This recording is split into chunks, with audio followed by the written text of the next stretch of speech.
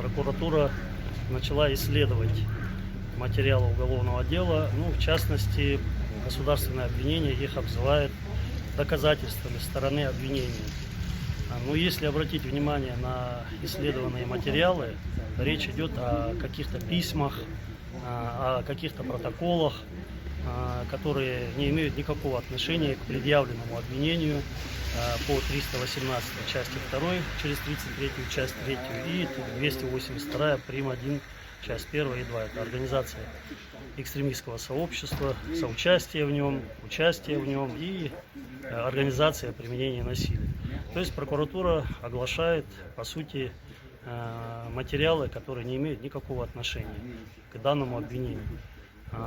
Вторая половина судебного заседания у нас сейчас должны приехать два свидетеля стороны обвинения, которые будут допрошены сначала государственным обвинителем, а потом стороной защиты.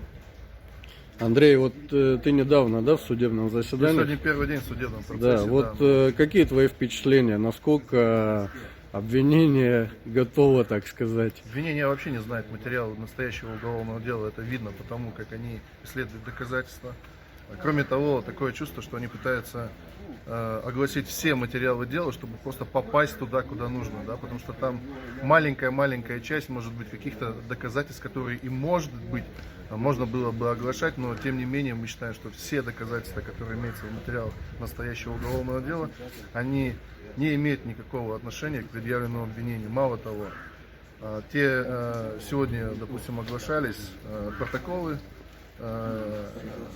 которые вообще не могут являться вообще доказательством по делу. Мало того, там приобщается на носителях доказательства по делу, якобы, которые вообще их нет в материалах настоящего уголовного дела. То есть какая-то неразбериха, на самом деле, какой-то сумбур происходит. К чему это все приведет, я не могу сказать, у меня есть определенные мысли, но я не хочу наперед их непосредственно говорить. Понятно, что дело политическое, нету вообще здесь, я даже административного состава здесь не вижу, не то что уголовного, и люди, здесь гражданские правоотношения между людьми, кто-то, наверное, просто какую-то обиду, может быть, держит в определенных кругах. Этим людям, кого мы защищаем, я четко могу сказать, это не громкие слова, людей награждать нужно медалями и орденами за то, что они не допустили кровопролития, они своими действиями, они наоборот побуждали людей, чтобы они могли высказываться, что не запрещено у нас ни нормами российского законодательства, ни нормами международного права, но и мало того, они не дали людям перейти какие-то рамки, то, в чем нас в принципе обвиняют, то есть тут наоборот, нужно людей благодарить за это и поклониться перед ними, за то, что и они настолько, меня что-то на самом деле поразило, я посмотрел в их глаза, но только уважение и больше ничего другого я не увидел, люди настолько понимают, у них горят глаза, они понимают, что они на стороне правды. Когда ты защищаешь людей невиновных, когда ты защищаешь правду, проще вести такие судебные процессы, поэтому я уверен в том, что с такой командой грамотных, настолько с большим опытом работы адвокатов, я многих вижу непосредственно впервые, но у меня очень хорошее впечатление создалось о вообще группе защитников по настоящему уголовному делу. Поэтому я уверен, что мы сможем указать на все недостатки данного уголовного дела, а как там все это будет идти, никто не знает. То есть мы должны в каждом судебном процессе максимально эффективно проводить свою защиту. Еще один момент такой, хотелось бы обратить внимание, я думаю, нашим зрителям будет интересно, что происходит в суде, какие доказательства оглашаются. Значит, именно то, на что обратил внимание Андрей, оглашались протоколы приобщения вещественных доказательств CD-дисков с видеозаписями и многие из тех оглашенных доказательств, а оглашались они не с материалов уголовного дела, а прокуратура оглашала их с обвинительного заключения. Это говорит о том, что прокуратура абсолютно не знает материалов уголовного дела.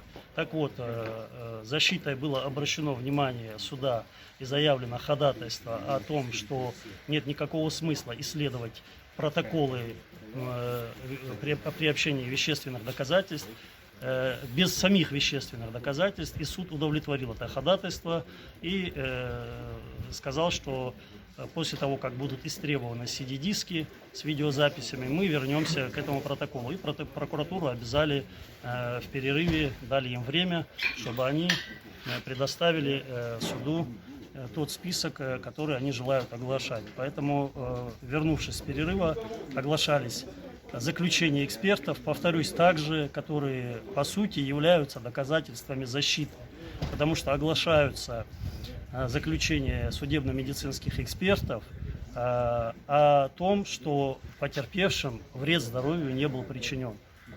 Их довольно много, около 57 заключений.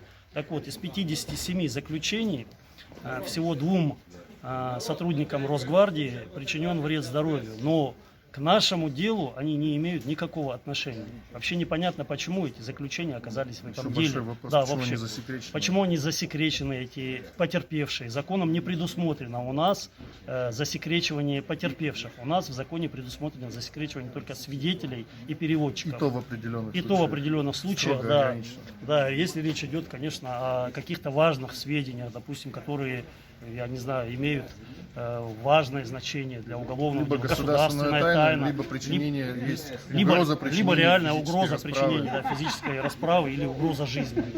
Таковых моментов в ходе судебного, в ходе следствия предварительного установлено не было, поэтому не было никаких оснований их засекречивать.